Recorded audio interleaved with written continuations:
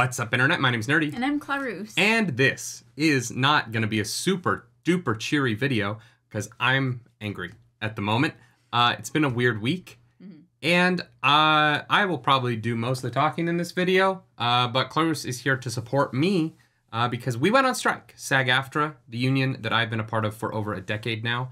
A union that I'm very proud to be a part of. And that I am very grateful for all it has done for me. And we are on strike because the AMPTP, the American Motion Picture Theater Producers, suck at just thinking that we are humans and should be treated as such. I want to start this video by acknowledging that from the outside, this might be confusing for people because we are living in this very strange time, especially for television, where there is incredible television being produced. Don't listen to the people online who say that all the writers are writing crap and that Disney's being woke, and they're wrong, right? There is definitely crap coming out. There's always crap coming out. It's Hollywood. But right now we have shows like The Bear, Succession, House of the Dragon just came out. Yellow Jackets. Yellow Jackets. Like we're living in this time of remarkable television being produced across multiple streaming networks that are all benefiting from a contract that does not benefit us, the writers and the actors. And so from the outside, you can look at it and see, look at all of these amazing things that are coming out, all of these Emmy-worthy nominated shows. There are so many shows that are so high quality right now that every year at the Emmys, it's like 90% of what should be there is left off because there isn't room on the ballot.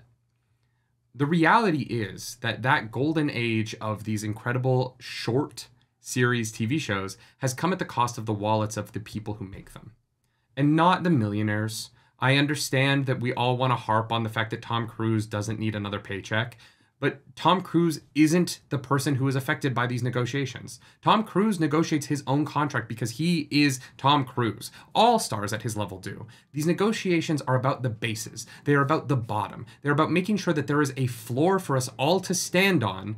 And yes, there are going to be people who make millions of dollars off of this entertainment. David Zaslav made $500 million in the last few years. I think he's going to be okay. But the floor for everybody at the bottom of the industry has to be a floor that we can actually stand on and that we can live on and produce content from. Now, having said that, the reason why I didn't put this video out immediately, like so many other content creators have, is because I wanted to be responsible about making sure that when I did say how this was going to affect our content, I knew what SAG wanted from me. There's been a lot of misinformation out there, and so if you're kind of following this from the outside, or even if you're in the middle of it, there's a lot of people saying things because they've heard someone else say it that may or may not be true. And so please, if you are, following this topic at all, because it is very important to the entertainment industry, please make sure that you know what you're talking about before you share something that may or may not be true. Yeah, there's a lot of people trying to claim what solidarity means, and I'll make it really simple for you, because it isn't that complicated. Solidarity means standing with what the union wants. That's it. It's not about coming up with your own moral framework for who should be doing what in what situations. It is looking to the union, that institution that we joined and that we trust. And this isn't really directed towards union members. It's mostly towards people on TikTok trying to be like, you're a scab. It is looking to what the union has asked of us and doing that. If you stand by what the union says, you're standing in solidarity with the union. It's as simple as that. Which is why we waited to make this video until we knew what the union said about content creators. And so that is where we land today. For moving forward, our content is going to be informed by this statement from Sag-Aftra. I have a personal email sent to them. I'm waiting for a response. And so this might change if they get back to me with more specific related to our content rules that they would like us to follow. But in terms of right now, we're going to go off this statement by Sag-Aftra, which I'm going to throw on the screen, that basically says they do not want members promoting struck companies or promoting struck work. And for us, what that means is that for the foreseeable future, until SAG changes what it asks, and they're not going to lessen. If SAG changes what it asks, it will be a full boycott of this. But for now, what their ask is no promotion. And so we will not be doing trailer reactions, and we will not be doing any episode reactions to anything new. We will not do any movie reviews, and I will not be appearing in any photos or any sort of content related to the release of any new movies. As a member of Sag-Aftra, I will abide by whatever the union asks me to do. And if that changes, if that becomes more harsh and more strict, I will continue to abide what they do.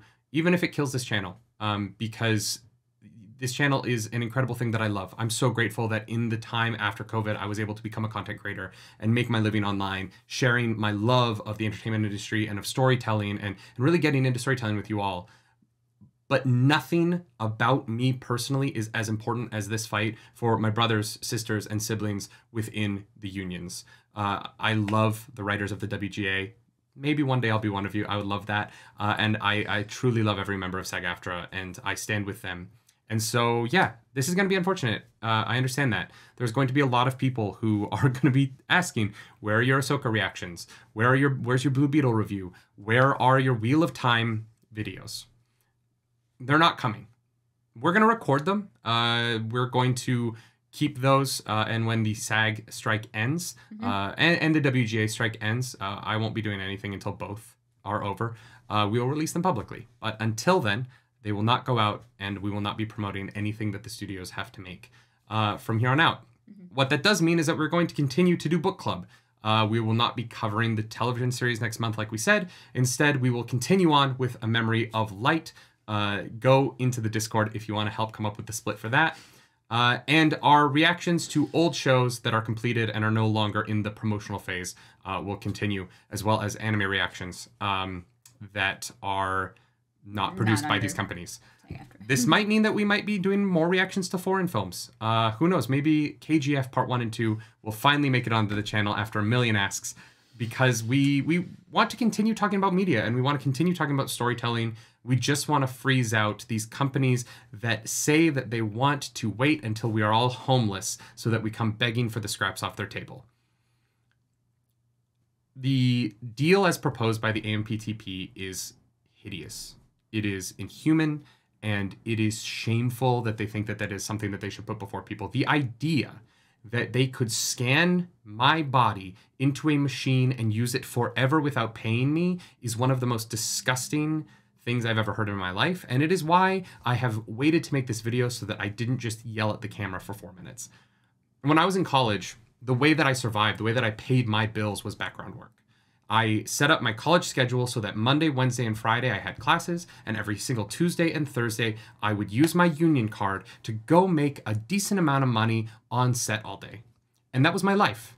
And I got to do amazing things. I got to work on Wolf of Wall Street and meet Martin Scorsese, and I got to work on the first Avengers movie. I got to meet Laura Linney and work on The Big C for like a whole season as this like background bully character. I got to do a lot of wonderful, wonderful work as a background actor. That is how I paid my bills. It's how I lived my life, because I was a SAG-Aftra member, and I could afford to be alive in New York City because the background work that I was doing paid for it.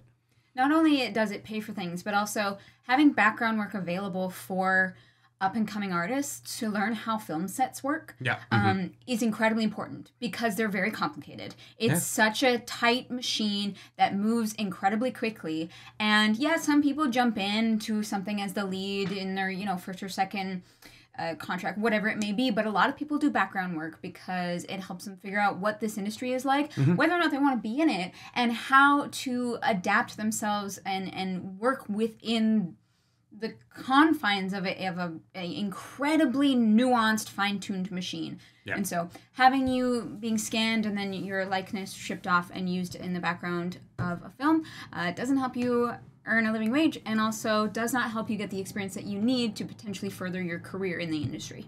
Yeah, there's just something wrong with Hollywood right now, in the fact that they seem to want to get rid of the pipelines to the next generation.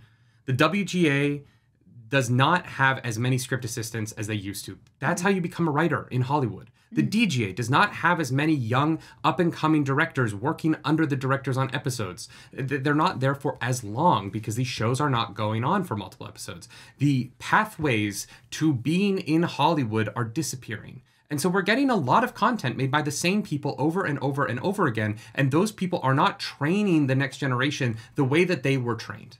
And it is going to be a problem.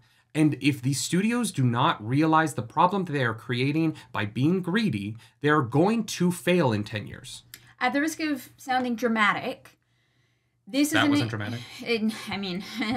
Maybe even a step further. At the risk of sounding dramatic, this is such a pivotal moment in our history, as human beings. And I say that because whether or not we take AI and use this technology to make more cookie cutter content just for people to consume and consume and consume, that is going to affect the rest of our history, because we can either be a, corporate capitalist society moving forward, or we can be a society that flourishes in its art and its creativity and its joy in being human.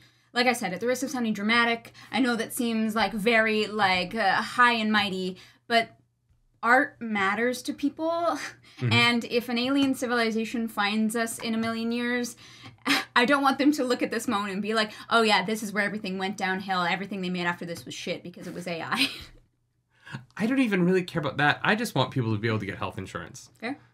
That at the end of the day, that's what it is. I just want people to be able to get health insurance. And I want to be able to work on a movie and them not own my image forever. I want to be paid fairly. I work hard. The last TV show I did, it's coming out this fall. I will not discuss it, unfortunately. I would have loved to have promoted it. I would have loved to have been a part of making everybody know that it's coming out. I won't say a word. You won't hear me talking about my own work. But I woke up the day after that shoot with a giant bruise across half my chest to get the shot. I was physically injured by it. My wrists were tore up. Not in a bad way. Not in a way that anybody did anything wrong. Just in the fact that it was a hard day on set. And we did the work, and I was pretty freaking proud of it. But the truth is, if I had done that same shot, that same scene 15 years ago, I would make money on it for the next 10 years. And now I'm paid out. I will make no more money on it no matter how many people see the show. It could be the biggest hit in the history of Hollywood, and I will not see another dime because of the way the contracts have gone. And 10 years ago, it would have paid my rent a few times. And the reality is that the money is just going away. And so it's not going away. It's going to the top. Sure. But the point is, I stand with the strike no matter what. I will do whatever SAG asks of me.